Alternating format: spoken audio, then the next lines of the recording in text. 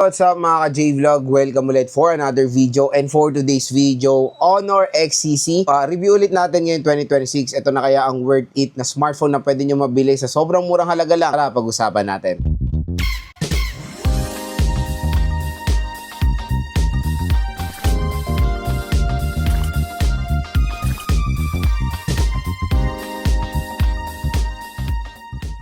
Ayun na mga idol, very interesting ang ating itatakel, and this time pag-uusapan natin yung syempre sobrang benta rin na Honor XCC last year. So ngayon 2026 March to be exact, and nagsisale po ulit ang Honor especially sa 3.3 at ino-offer nila tong Honor XCC sa murang halaga. I decided na why not coconut na i-review ulit natin itong Honor XCC since syempre bago na po ang price niya at kumbaga, marami na rin nagsilabasan ngayon 2026 na smartphone kung ito na ba yung perfect time bilhin itong smartphone na to. Pero ano nga muna ba ang suggested retail price ng Honor XCC? So, ang Honor XCC mga ka-J-Vlog is meron tong presyo na 6GB 128 is around 6,000 pesos and 6GB 256 is around 7,000 pesos.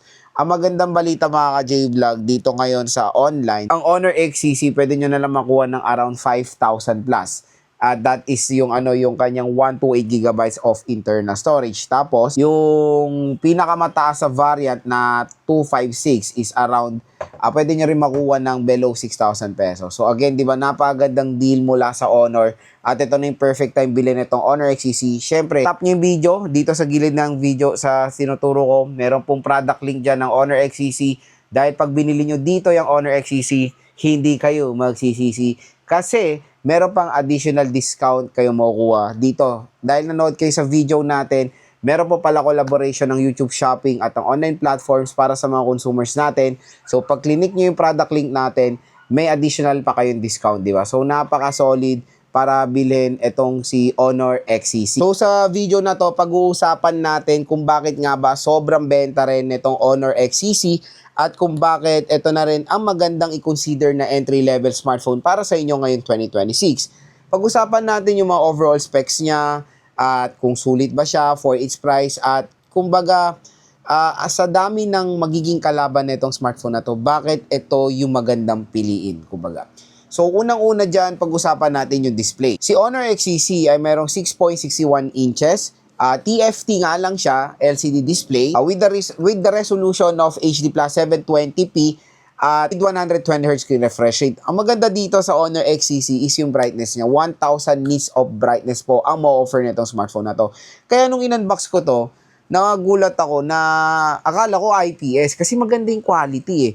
Kasi pag TFT kasi mga idol, talamak yan sa pagiging washout or parang hindi ganun kaganda na display quality. Nasubukan ko na yan several times sa Samsung. Kasi even though HD Plus 720p siya, kung mababa yung brightness mo, i-feel nyo talagang parang parang pixelated ng konti yung mga display niya or hindi siya sharp. Pero dito sa Honor XCC, nagulat ako na nung tinignan ko, binasa ko yung specs niya, TFT nga siya. Sa paningin mo, hindi mo kang TFT, ganun yun eh. So, kumbaga sa display quality ng Honor XCC for its price, definitely okay siya. At finally naman is punch-hole siya, di ba? Hindi siya notch. Compare sa mga ibang brand dyan na sobrang popular na brand, pero notch display pa rin, hindi maka-move on, di ba? I don't know why. So, dito sa Honor XCC, when it comes sa display quality or viewing experience, may enjoy nyo naman itong smartphone na to. Maglalaro man kayo, manonood kayo, or mag-scroll sa social media, perfect na perfect yung form factor din netong si Honor XCC. So, operating system, it is powered ng Android 15 since last year to na-release with Magic OS 9.0. So, hindi natin alam or ewan ko kung may na announcement na ma-update ito si Honor when it comes sa Android 16. Pero magsa-search ako niyan next time about dito. Pero sa Android 15 muna tayo. Since early 2026 pa at yung mga bagong labas pa ng smartphone ngayon ay naka Android 15, okay na okay pa naman i-consider ang Honor XCC dahil Android 15 din siya. So parang sabi mong pareho rin siya doon sa mga bagong labas na smartphone na naka Android 15. Pag-usapan longevity naman, ang Android 15 mga idol, matagal po yung mga gamit. Matagal yung masosupport ng mga applications. Kumbaga taon nyo gagamitin yung Honor XCC kasi nga Android 11 and Android 12 is still na-operate pa or nagagamit pa natin. Dan pa natin ng mga applications yan. Kaya no worries when it comes dito sa smartphone na to. Kumbaga sa tagal, matagal talaga mga gamit itong si Honor XCC. Sa processor, again for its SRP, real talk, yung MediaTek Helio G81 Ultra is not a perfect fit. So kung makuha nyo to ng 5,000 sagaran or 5,000 range, yung G81, I know yung iba magiging skeptical. Pero siguro mako-consider na natin siya as long as nasa 5,000 range yung G81 Ultra. Kasi hindi naman siya mabagal na processor, to be honest. It can handle games din naman. Pero I know yung iba magiging skeptical kasi may ino-offer ang Samsung na MediaTek Helio G99 for its price na 4 to 5,000 pesos. Pero syempre, yung specs on, mas lamang pa rin ng konti yung Honor XCC dahil doon sa in-offer ni Samsung na G99, I think 4GB ang in-offer niya. Dito kay sa Honor is 6GB of RAM. So yun yung parati kong sinasabi sa inyo na when buying a smartphone, always look kung balance ba yung specs niya doon sa presyo dahil hindi naman po lahat ng magagandang specs malalagay nila sa ganyang presyohan na smartphone, di ba? O kasi pag bumibili ako ng smartphone, as long as yung cellphone ay hindi mabagal sa mga basic tasks, pasado sa akin yan. Kasi hindi naman lahat po ng mga consumers ay gamer. Kung gamer kayo, definitely J81, hindi sa inyo perfect yan. Kailangan nyo mag-add ng mga certain kind of budget para ma-achieve yung minimit nyong expectation sa isang gaming smartphone. Pero kung ano lang naman, mga basic games lang naman or modern games like ML, or mga MOBA games, Pokemon Unite, Honor of Kings, COC, COD, ayan, kayang-kaya rin naman. And na-try ko rin naman ng G81 before sa Genshin Impact and even sa Honor XCC, nakakalaro naman tayo mga idol, pero hindi lang ganun ka, alam mo yun, ka-smooth yung performance niya kasi nagfi-frame drop siya from time to time. Pero yung, kumbaga, when it comes sa playable, nakakalaro rin naman tayo dito sa Honor XCC. So, when it comes sa kanyang processor, sakto lang naman for its price. Yun nga, ang maganda pa dito sa Honor XCC, yung kanyang RAM. Kasi 6GB of RAM siya. Usually rin, meron pa rin mga ibang smartphone brands sa ganitong presyoan ay nag-o-offer ng 4GB of RAM. At ito rin yung magiging malaking advantage ng Honor XCC sa mga competitors niya, yung kanyang RAM. So yung storage, I think yan naman yung the best minimum na pwede natin makuha, 120GB. Kaya all goods naman. Hindi naman tayo magreklamo when it comes sa storage na itong smartphone na to. Sa camera, nung final review natin to, and mamaya magpapakita rin naman ako ng mga photo samples ulit na itong Honor XCC. So far, okay naman. Malinaw. At again, huwag kayo malilin lang sa camera nito. Akala nyo, sobrang dami ng camera niya since square shape camera module siya. Pero in reality, yung pangalawang camera niya is AUK lens. Pero yung front-facing camera niya mababa 5 megapixels. Pero comparing for its price na 5,000 pesos, okay naman yung quality niya for its price. Hindi na tayo magreklamo dyan. Malinaw din naman siya kahit papaano. Ang maganda rin dito sa Honor XCC, parang sa iPhone, meron siyang AI button sa gilid. So, parang in shortcut button yan na very helpful din sa mga consumers natin na meron tayong extra button para magkaroon ng shortcut yung gusto nyong application. Eh, nakikita rin naman natin yan sa iPhone, di ba? May ganyan ng iPhone. At tinatawag ni Honor to na AI button. So, I think pwede rin kayo dito mag-voice assistant para mapadali, kumbaga, ang inyong, tawag dito, pag-utos, kumbaga sa, pag-utos dun sa AI ng smartphone nyo, di ba? Okay na okay rin yung AI button na yan. So, parang, it's not a big feature, pero malaking tulong din naman yan sa mga consumers natin. Sa battery, yung battery nito, mataas din na, battery naman nito, okay naman for its price, 5,300 mAh na removable battery. So, mataas din naman yan, huwag kayo mag-alala mga idol. I know yung iba, nalilita na sa 5K mAh battery capacity. Pero, yun, yung 5300 kasi, to be honest, mataas pa naman yan. At makunat din naman yan mga idol.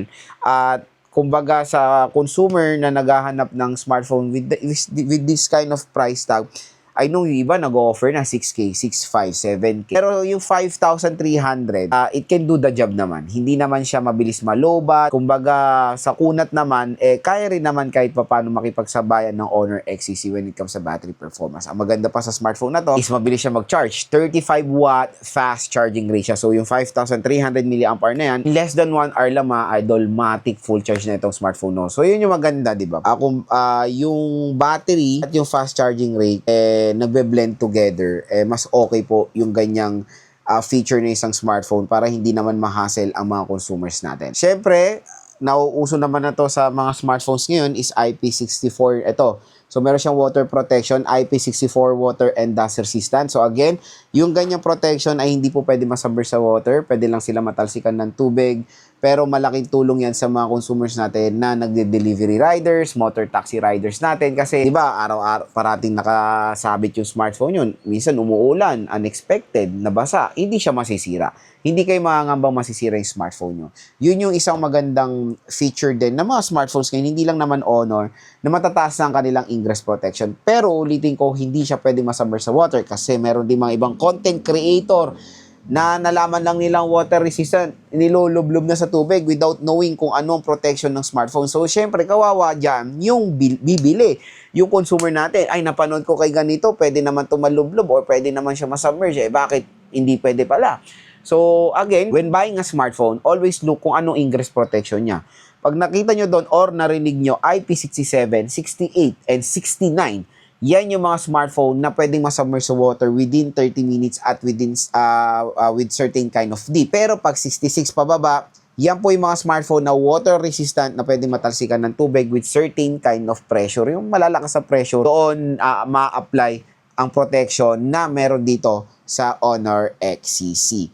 So, even the Honor X7D, real talk to, may nakikita ko ibang minamarket ito na ginaganon-ganon sa tubig, di ba? Hindi yan advisable kasi mababa yung protection yan, IP65 lang. Yung legit na pwedeng masubmerge, yung Vivo Y7, di ba yun? Basta yun, yung isang Vivo na pwedeng ano yun, kasi meron mataas sa protection yun.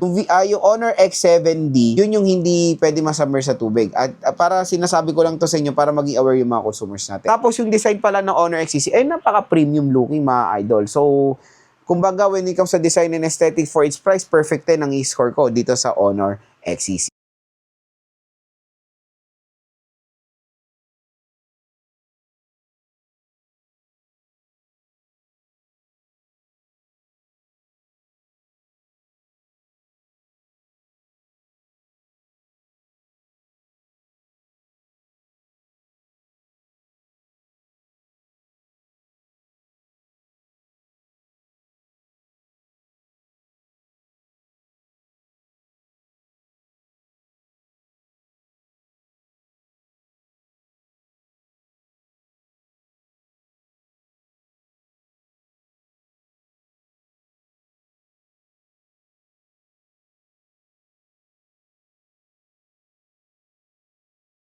J-Vlog ang ating full review ulit dito sa Honor XCC ngayon 2026. So, to be honest, pag dito kayo bumili sa ating product link, up top niya yan, may lalabas yung product link. Mura at bagsak presyo lang dyan ng Honor XCC. So, dyan ko parati pinupush dahil ang sayang yung discount. Libo-libo po yung makukuha yung discount at syempre malaking tulong yan sa mga consumers natin. At meron pa mga easy payment methods ang online platforms like 3 months to pay, 0% interest, diba?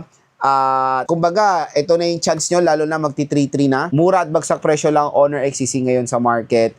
For me, yung kanyang specs ay sulit naman kung makuha nyo siya ng below 6,000 pesos, period. So, hopefully mga ka-J-Vlog, nakatulong itong sinabi ko sa inyo kung nagde-decide kayo bumili netong Honor XCC.